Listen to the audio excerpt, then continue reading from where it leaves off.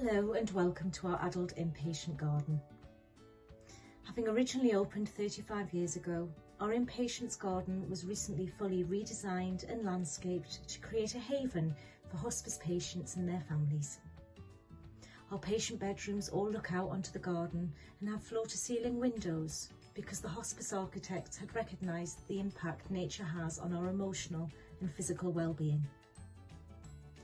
This is why gardens are so important at St Oswald's, and our volunteer gardeners work hard to make sure they remain beautiful all year round.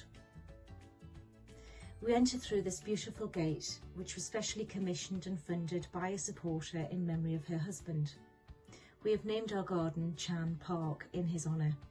It's a thank you to the family for all they have done for the hospice. Chan means moon in Punjabi, which you will see the moon design of the wrought iron gate. The garden has numerous seating areas where families can take some quiet time out, catch up or simply enjoy the fresh air. This includes an enclosed gazebo near the pond, which benefits from heating and lighting to make it extra cosy for our patients. On top of the wooden gazebo, you'll see a weather vane, which was an original feature on our pagoda when the garden first opened in 1986. The garden is easy to maintain for all our volunteer gardeners and features a mix of grassed and patio areas suitable for patients and visitors of all ages. The pond is more than just an attractive focal point. It's an attenuation pond, vital for the drainage and flood management of the whole hospice site. It's also home to around 18 carp. We even have visiting families of ducks too, attracted by the beautiful duck house made by the husband of one of our volunteer gardeners. The rocks that surround the pond were built up by a drywall expert using original materials, and the waterfall constructed by our St Oswald's facilities team. Flat, wider pathways are safe for wheelchair users and make it easier to bring patients outside who have limited mobility.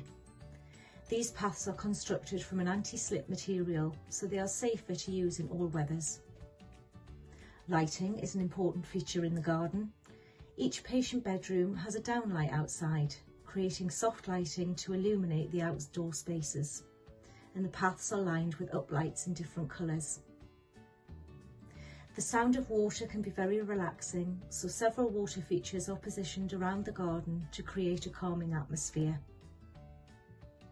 Our garden is a work in progress and we have lots of plans for it.